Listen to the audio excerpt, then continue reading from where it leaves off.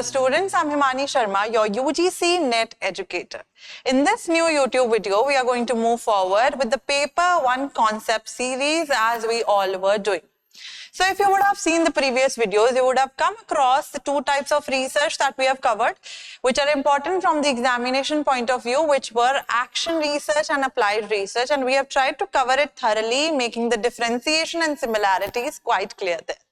In today's video, we are going to talk about two other types of important research from the examination point of view and from which time and again questions are asked. Those two types are experimental research and ex post facto research, right? So first of all, we are going to talk about the ex post facto research. The name seems quite familiar. If you would have gone through the PYQs, you would have seen this very question, this type of research ka question pop up time and again. Same is the case with action and experimental research. So, when we talk about ex post facto research, the name itself is telling us with the word post, which means that it happens after the fact, which means it happens after the causes have already been there, the effect has already been established. After that, it will happen. After that, the researcher will sit and try to find out the causes, that what were the most probable causes which led to the ex post facto or this very particular thing. It is a research method that fixates on how an independent variable, which is a trait that existed prior. So this is an important thing which you all should be knowing in your heads, that when we talk about ex post facto, it happens after everything has been done. After the effect is there, now the researcher will sit, he will see what have been, the possible causes, as I already told you. So the independent variable, the researcher will not be able to manipulate or change or modify, right? Because it existed prior to the study. It influences a dependent variable. So you are just going to sit there as a researcher, take guesses and see which one is the appropriate one. It is the one in which the investigation starts after the fact has occurred without interference from the researcher. So if you would have seen the other types of research, even if I talk about the experimental research for that matter, about which we are going to slowly move forward to. In an experimental research, the researcher is going to change certain things, correct? He will change certain things to observe the effect. But here, if the effect has already been done, the researcher, of course, will not be able to manipulate or change anything. Let's just say, if the researcher wants to see, right, that no manipulation is being done, we know that there is some way or the other no manipulation which can be done. Considered a quasi-experimental type of study. Now, quasi means which is supposed to be where you are doing the grouping based on certain specific similar traits, correct? Not randomly assigned participants are there, which means in the probability sampling technique, you would have seen the type of sampling, through what type of sampling we collect the samples, right? Hence, the randomization is there through the probability one. So, in an experimental one, we choose the participants randomly so that me as a researcher won't be biased. But here in the ex post facto research, the participants will be chosen based on the type, the traits that they have in similar. Focuses on how actions that have already occurred can predict certain causes. So here you are going to do nothing but sit here, right? There is the cause or causes and there is the effect. Now let's just say that you have gained weight. This gaining of weight or weight gain is your effect. Now as a researcher, you won't be able to change the weight gain, you won't be able to change the causes which led to the weight gain. So you would want to try to measure what could have been the possible causes of the weight gain. Did I eat junk food? Was I sitting too much, right? Was I not walking, not going on walks or not walking properly at certain point of time? So all these things are predicted by the researcher after the effect has been there. So weight gain ho chuka hai, now you're wanting to see the causes which has led to the weight gain, right? So you won't be able to change this or that. None of them you can change. What are the advantages of ex post facto?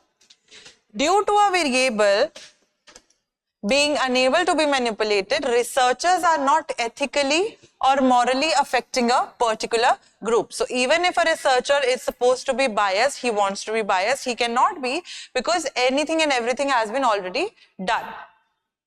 These designs are cheaper and of course they do not rely heavily on funding, because causes and effects are already, the effect is already in front of you, the causes you are thinking, so you know that this is what you are supposed to do just, and you don't need any kind of funding which is required to see the causes, correct? So these are the advantages of ex post facto.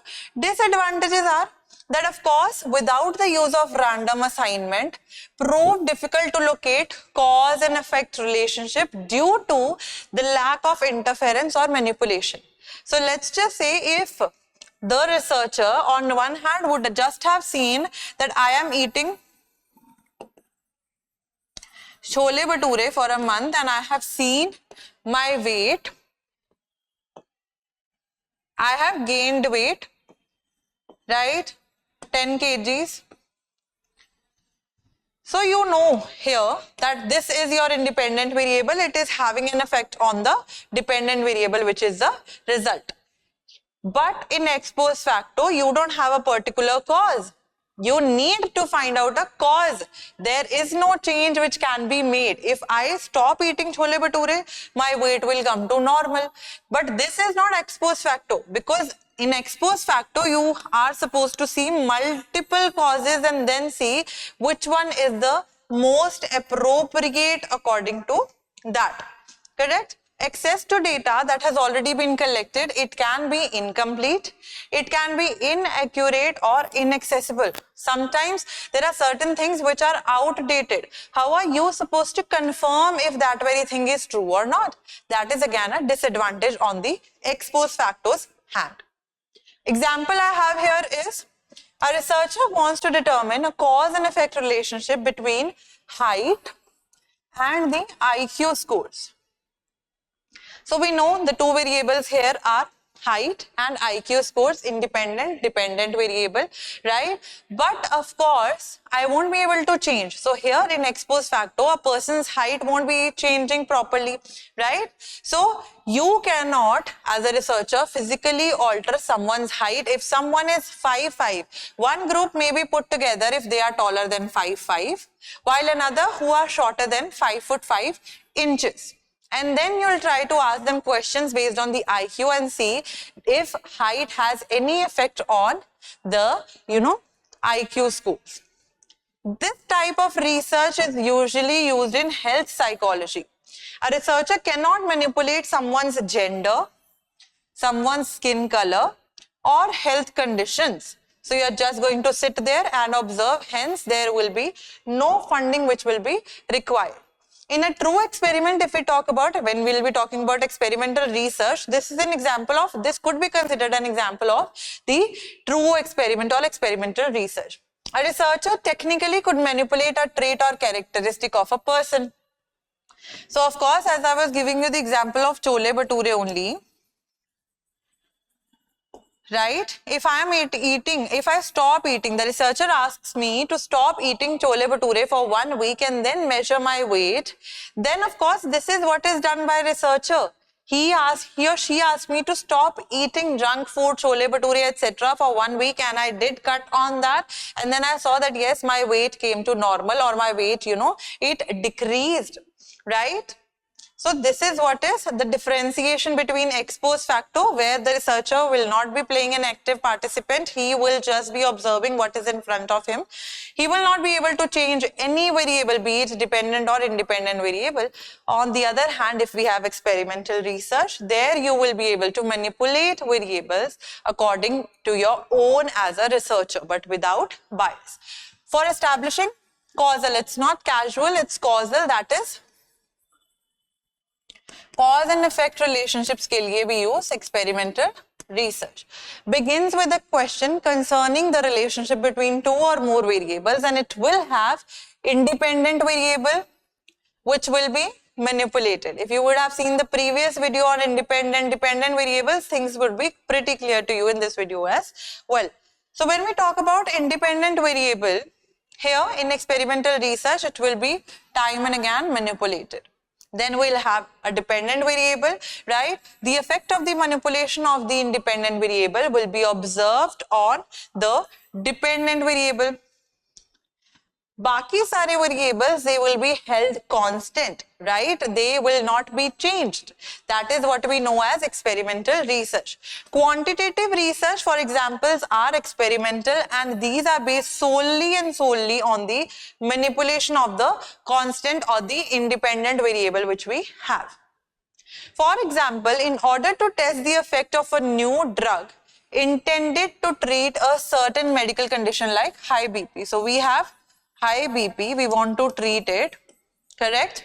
A sample of high BP patients is randomly divided into three groups. So this is group 1, correct? This is group 2, and this is group 3.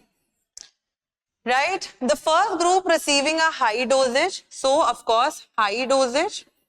Here it is, the first group is receiving that. The second group receiving a low dosage of the new drug which is there. And the third group receives a placebo such as a sugar pill. So of course it means that they are not given anything, they are just given a sugar pill and being told that you are being given a medicine, right? Then the first two groups are experimental groups, because here you are actually testing the effects of the drug. You are manipulating the independent variable to see the effect on the high BP patients.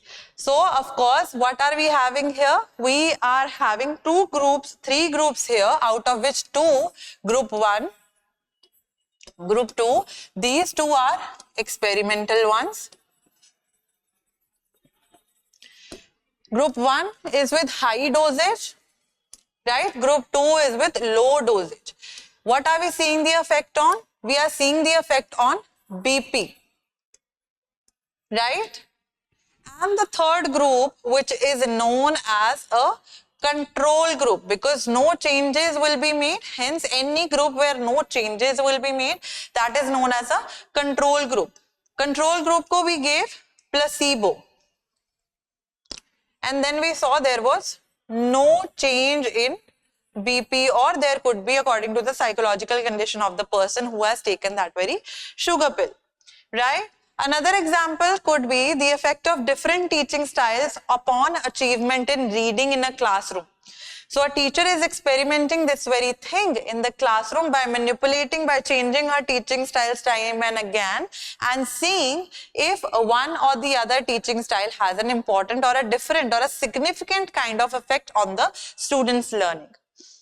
Correct? The researcher investigates the relationship between two or more variables. We already have talked about them. Independent variable will be manipulated. It will be changed every time, right? The experiment is a research method in which the investigator manipulates a variable under carefully controlled conditions. Another example could be this very thing, that these are two pots, right? These are two pots of plants, right? Pot 1, pot 2. I just want to see if there is this bulb which is there, right? Let's just assume that this is a bulb which is red in color and this is a bulb which is green in color, right? I just want to see if the light has an effect on the plant growth or not. So these are the light color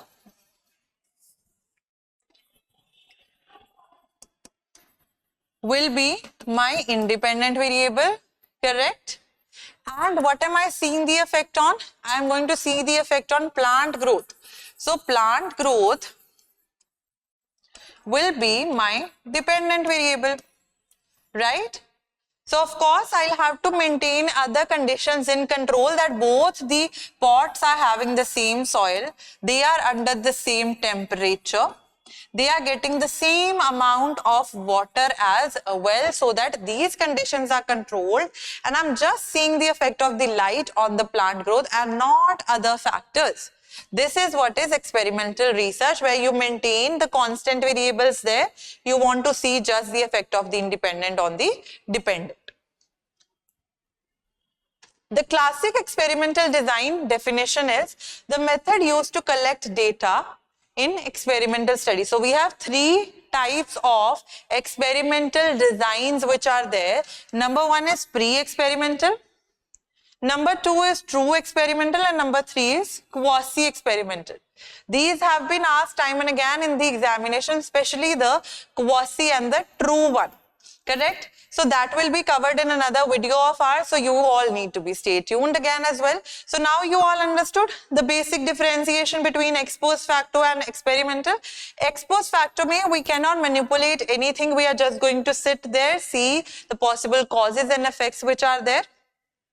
Another example of ex post facto which I can give you right now is this very thing. Let's just say that there is this child who has committed murder.